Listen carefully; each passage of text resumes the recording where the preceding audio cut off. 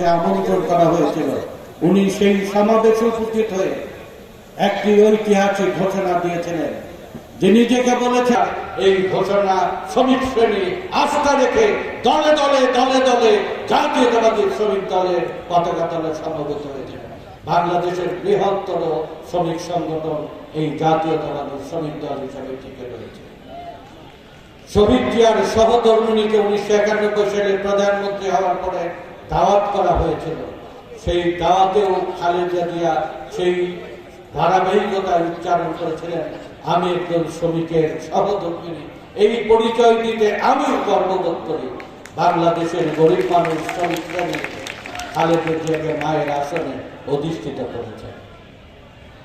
বাংলাদেশের ভবিষ্যৎ নেতা, বাংলাদেশের প্রাণ তারেক রহমান। আমি খালেদা জিয়ার সাথে কাজ করার কারণে সম্মান এবং মর্যাদা দুটি আমি মানুষের কাছ থেকে পেয়েছি। শত্রুতা সমালোচনাও সেই সাথে কম আসেনি। আমাকে আদেশ করলেন তারেক রহমান, বাংলাদেশের শ্রমিক শ্রেণীর ভাগ্য বদলের জন্য আপনার যে প্রথম জীবনের বিপ্লবী রাজনীতির সূচনা, আপনি এই শ্রমিক সংগঠন গড়ে তুলেন।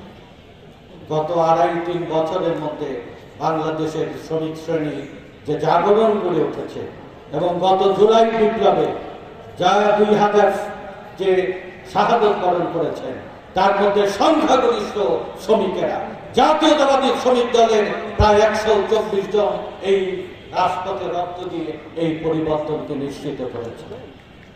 যে শ্রমিকদের এত ত্যাগ এবং প্রতিজ্ঞা, যে শ্রমিকদের এত লড়াই, ইটের পর ইট থেকে সভ্যতা গড়ে তোলে, পৃথিবীর সভ্যতার সাথে বাংলাদেশ চালানোর যে কারিগর শ্রমিক শ্রেণী, সেই শ্রমিক শ্রেণীর মর্যাদা জিয়া যেভাবে দিয়েছে, খালেদা জিয়া যেভাবে দিয়েছে, ভবিষ্যতের প্রাণ আমাদের বাংলাদেশের প্রাণ তারেক রহমান সেই অঙ্গীকার করার কারণে জাতীয়তাবাদী শ্রমিক দলের 7,35,00,000 এই লড়াকু বিপ্লবী জনগোষ্ঠী সংগ্রামে যার পক্ষে থাকবে সেই সংগ্রামে বিজয় লাভ করবে, ভোটে যার পক্ষ নেবে ভোটেও তারা বিজয় লাভ করবে।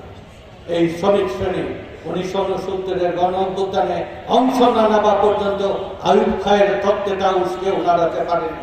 যখন টঙ্গী এবং আদমদীর শ্রমিকেরা রাজপথ উত্তপ্ত করেছে, লাল ঝান্ডা আর লাল টুপি পরে ঢাকার রাজপথ উত্তপ্ত হয়েছে, এক গণজাগরণ বিস্ফোরণের মুখে আইয়ুব খায়ের পতন ঘটেছে। 1990 সালে ধারাবাহিক 9 বছরের আন্দোলন তখনই সফল হয়েছে যখন নজরুল ইসলাম খানের নেতৃত্বে শ্রমিক কর্মচারী ঐক্য পরিষদ গঠন করে রাজপথে রাজনৈতিক আন্দোলনের পাশে এসে শ্রমিক শ্রেণী দাঁড়ায়। তখনই সেই আন্দোলন সফল হয়, এরশাদ ক্ষমতা ছাড়তে বাধ্য হয়।